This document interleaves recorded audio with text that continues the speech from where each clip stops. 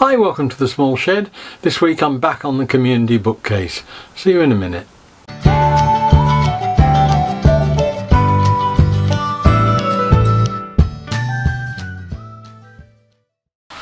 Now, a couple of weeks ago or so I managed to get all the timber sorted, planed up and the site surveyed for this community bookcase. This week I'm going to try and get the carcass put together, make sure it fits where it's supposed to, and see how far we can get with it.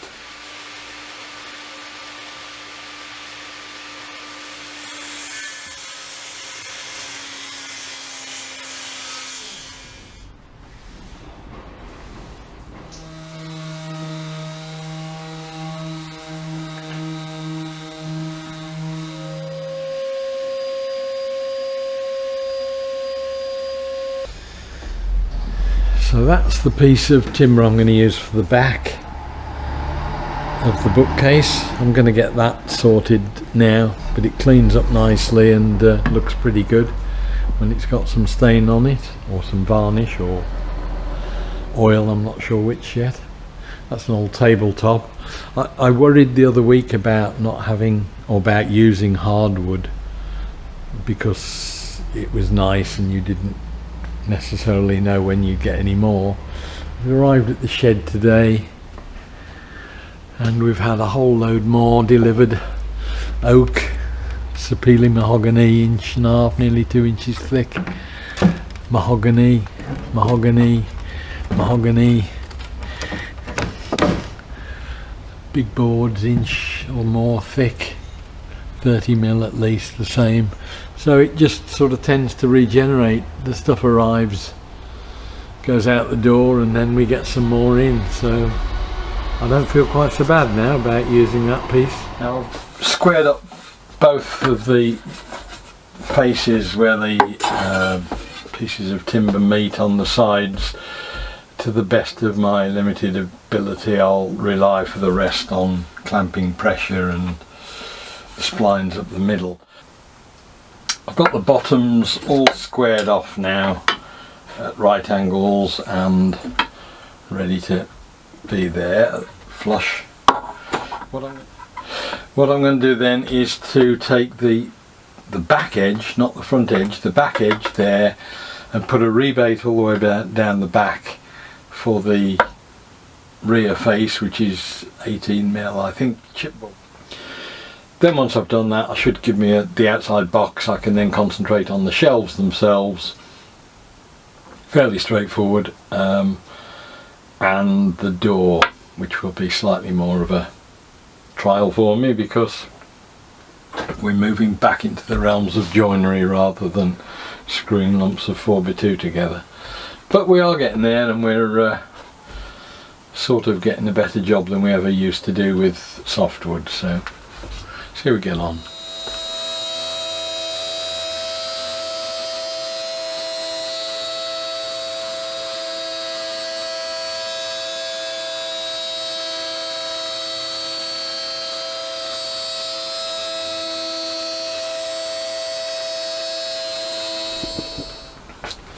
That's got the loose tenons fitted, ready for a glue up now. That's just a firm fit in there. They're basically strips I've ripped off another piece of timber, but it's just enough to give me a good solid joint there. And we can get those clamped up now, and then we'll have the sides almost done, apart from cutting the rake on the top, which I'll do when they're actually glued up. Similar to those of his ex-wife, although in his case they were Porsche or Jaguar racing car chic. His black hair was tied back in a ponytail, which didn't suit him at all. He was well into his 50s. Cinema, and up to the first floor, which consisted of a single large space stretching the entire length of the building and offering views onto the square with its communal garden at the front and the smaller, very ornate private. Lockwood stared at Hawthorne, carefully adjusting his features. Look, you're not really suggesting that I had anything to do with it, are you? Why would I have done something like that? Richard was aware that this he went on. Well, it was the least I could do. By persuading Akira not to go for a final hearing, he'd saved me thousands of pounds. I'd be interested to know the details of what you agreed. The settlement between you and your wife. sure you would, Mr. Hawthorne. Well, I would say it was only your business. Lockwood was flustered. 2 red pinpricks appeared in his cheek, fighting against the sundown. Oh, I've got nothing to hide. Everything else. I can understand that. Hawthorne was a little more emollient now. But then at the end of it, I found myself wondering, had I sat in a room with the killer? Had I already met the person who had murdered Richard Price?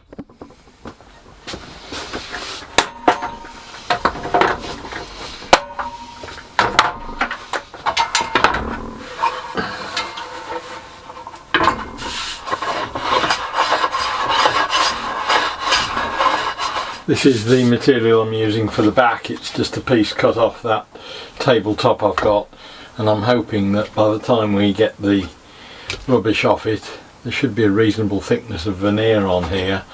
We can get a decent inside finish, but we'll just have a quick look at it.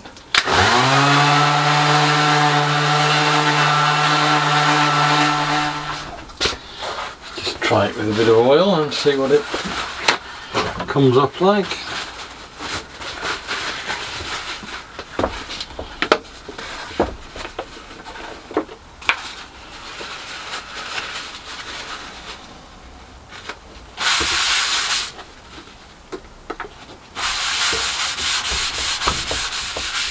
Certainly gets the colour back anyway.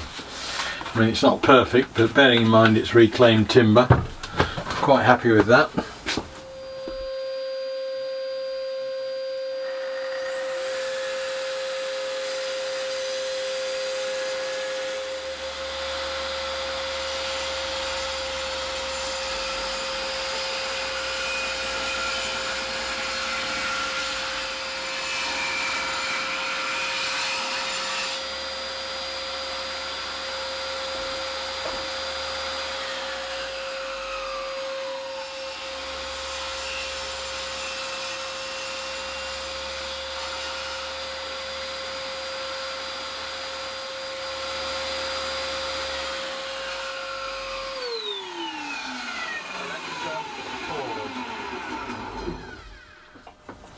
Now there's no doubt that for some jobs the circular saw is the right tool for the job. Cutting a rebate like that is relatively easy and straightforward. Trying to do it with the track saw would be difficult. I could have cut down with the track saw and then used a router to clear the stuff out, but clearing that much material out would be, with a router, would be an awful lot of mess. However, it is noisy. It is, I suppose, more dangerous probably than anything else, and to do that I've had to take the top fence off, which I don't like doing, crown guard, but it's just so messy. It doesn't matter what I do with this. I am going to do a zero clearance insert one day, but it really is incredibly messy, and I've now got to spend 10 or 15 minutes cleaning the shed up. Silence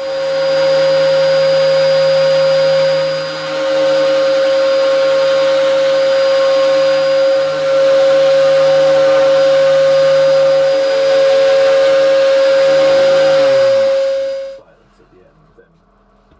Adrian Lockwood didn't kill Richard Price, Carl said flatly. Right, so I've now got two sides, a base. Just roughly put those together at the moment. I've got two shelves, a base and the top. The only thing I need to do now is just put some pinholes in before I take it all apart, clean it, get it all sanded up and get some finish on it, and then that will be the main carcass finished.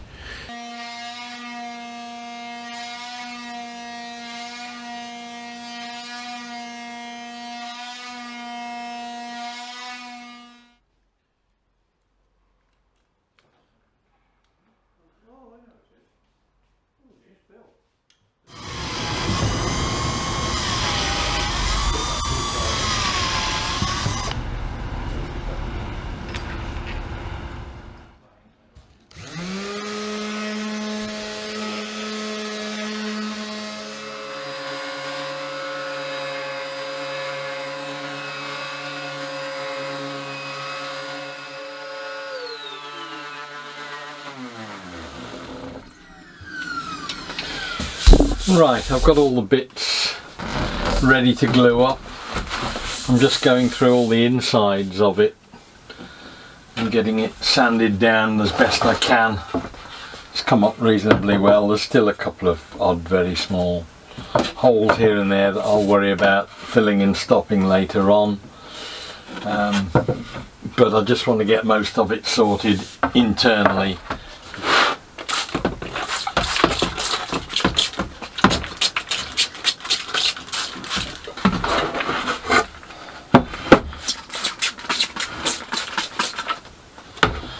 Spot of water on to help this stuff go off. It likes a bit of moisture.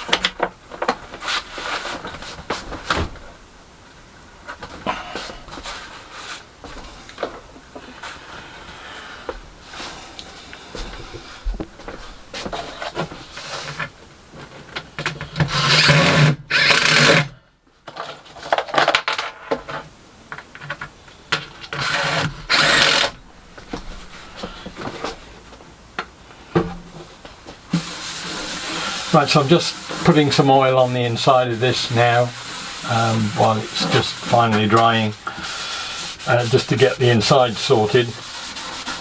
I'll worry about the fronts and the sides once I've got the hinging sorted on the door and got all that sorted out, which will probably be the next video.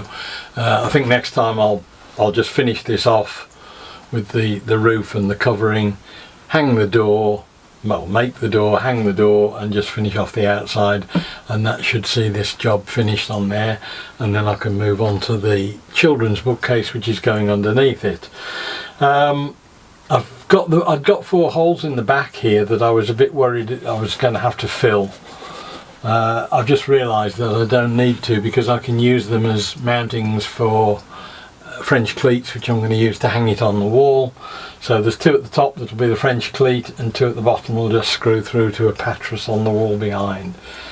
It does fit. I've been and had a go over there this morning and double checked it before it was all fully glued up, so I know it fits. The only thing I wasn't sure of was how the hinging on the door would work.